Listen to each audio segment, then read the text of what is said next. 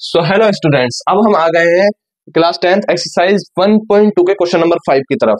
तो ये देख लीजिए फ्रेंड्स, बड़ा इजी क्वेश्चन है, लेकिन इसकी थ्योरी को देखकर और इसको समझ में नहीं आता है तो ये देखकर बच्चे बड़ा इसे टफ समझते हैं। लेकिन यकीन करना, इस वीडियो में आपको बिल्कुल क्लियरली समझा दूंगा कि ये किस तरीके से होगा और कितनी आसानी से आप सॉल्व कर सकते हैं। आइए देखते हैं। इसमें कहा है, देखें, इंग्लिश का पोर्शन इधर है, हिंदी का पोर्शन इधर है। यूपी बोर्ड वाले बच्चे इस पोर्शन को देखें और इंग्लिश बोर्ड वाले बच्चे इस पोर्शन को। पहले मैं इंग्लिश का समझाऊंगा, फिर आधी वीडियो से हिंदी का समझाऊंगा, आप उधर जाके देख सकते हैं। तो आए देखें, पहले मैं इंग्लिश का समझा रहा हूँ। अगर हिंदी वाले बच्चे हैं तो आधी वीडियो से स्किप करके इसे चालू कर सकते हैं, इस पार्ट को। आए देखें, check whether 6n can end with the digit 0 for any natural number. अब नेचुरल नंबर क्या होती है, पहले तो आप ये समझिए, natural number 1 2 3 4 5 6 7 8 as it is infinity तक वो सारी क्या होती हैं, वो नेचुरल नंबर कहलाती है।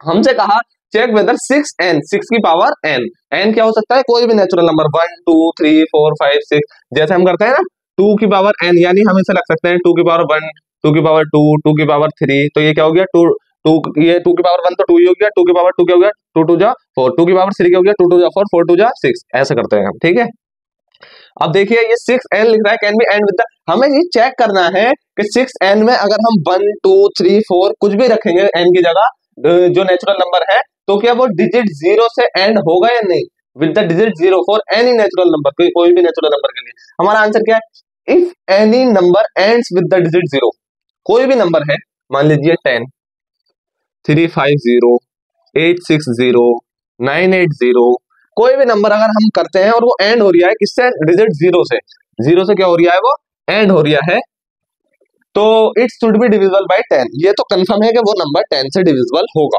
कितना भी बड़ा नंबर ले लीजिए, 8 6 9 0, जो आपकी मन करे, लेकिन लास्ट में 0 अगर आप लगाएंगे तो वो डिविजिबल यानी डिवाइड हो जाएगा 10 से। ठीक है, 0 से 0 का काम खत्म। ठीक है, 10 से डिविजिबल होगा, ये बात इसमें हमने आंसर में कही।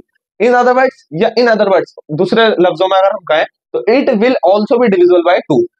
हमने प्रॉपर्टी में पढ़ा है 2 कौन कौन सा नंबर वो काट सकता है, कितना भी बड़ा नंबर है, 8 9 6 0 8, तो अगर लास्ट का नंबर 2 से कट रहा है तो पूरा नंबर 2 से कट जाएगा। ठीक है, लास्ट में अगर 0 है तो पूरा नंबर 2 से कट जाएगा। ये हमने प्रॉपर्टी में पढ़ा है, और इस पे मैं एक वीडियो भी लाने वाला हूँ जहां से 2 से आप यानी 2 से 10 तक और 11 तक मैं ये बता दूंगा कि कौन सा नंबर 3 से कट जाएगा, 4 से कट जाएगा, 5 से कट जाएगा, 6 से कट जाएगा, वो सारी वीडियो में आपको मैं बता दूंगा, अभी अपलोड हो जाएगी। उसके अपडेट के लिए, उसके नोटिफिकेशन के लिए आप चैनल को सब्सक्राइब कर लीजिए, जिसकी वजह से आपके पास नोटिफिकेशन आ जाएगा, और चैनल बेल आइकन प्रेस कर दीजिए। आइए देखते हैं, in other words it will also be divisible by 2, 5 10 से तो डिविजिबल होगा ही, और 2 से भी डिविजिबल होगा, और 5 से भी डिविजिबल होगा। ठीक है, 2 से डिविजिबल के कौन कौन से नंबर होते हैं, जिनके लास्ट में 0 हो, या उनके लास्ट का जो डिजिट है वो 2 से कट जाए। ठीक है, 5 से कौन कौन से डिविजिबल होते हैं, जिनके लास्ट का डिजिट 5 से कट जाए और लास्ट में क्या हो, 0 हो। ठीक है, यही फैक्टर यहाँ पे 10 के करके दिखाए हैं, 2 into 5। ठीक है, prime factorization of 6n equal to 2 into 3n।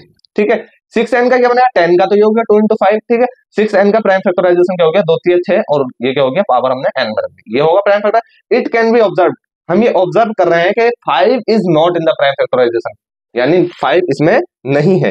2 तो है लेकिन 5 इसमें नहीं है, जबकि हमारा 2 into 5 फैक्टराइजेशन में होना जरूरी है, तब जाके हमारा 0 वाला नंबर आएगा। तो 6n, hence for any value of 6n will not be divisible by 5। ठीक है, ये प्रूव हो गया कि 6n जो है डिविजिबल बाय 5 से नहीं होगा। Therefore जब 5 से डिविजिबल नहीं होगा तो इसलिए 6n can not and with the digit 0 for any natural number.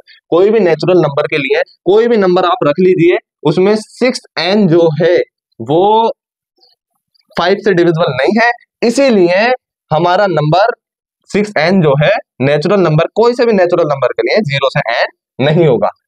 आपको थोड़ा सिंपल वर्ड में अगर मैं समझा दूं तो 6n, आप इसमें 6 से 2 रख लीजिए, या 6 से नेचुरल नंबर जितने भी 8 रख लीजिए, या 6 से 100 रख लीजिए, तो कोई भी ऐसा नंबर नहीं आएगा जिसकी पावर खोलने पर हमारा, जैसे 6 2 रखा हमने तो 6 6 36, एंड गाय से हुआ, 6 से हुआ।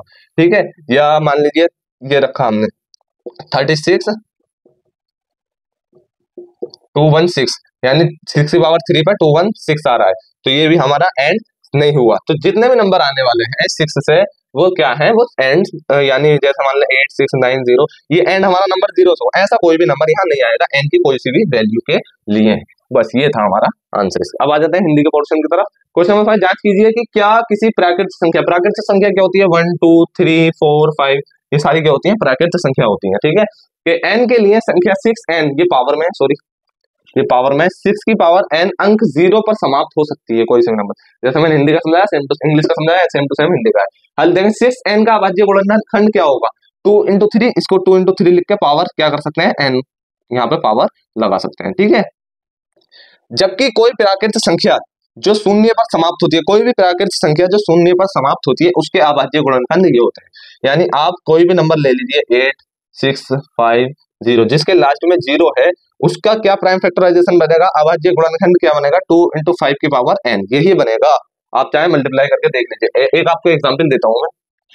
जैसे मैंने लिया कोई भी नंबर, थोड़ा इजी ले लेता हूँ ताकि आपको समझ में आ जाए। 80 मैंने लिया, ठीक है, एंड किससे हुआ, 0 से हुआ। अब मैं इसको डिवाइड करूंगा, कितना आया 40, कितना आया 20, कितना आया 10, कितना आया 5, कितना आया, सॉरी 5, ठीक है।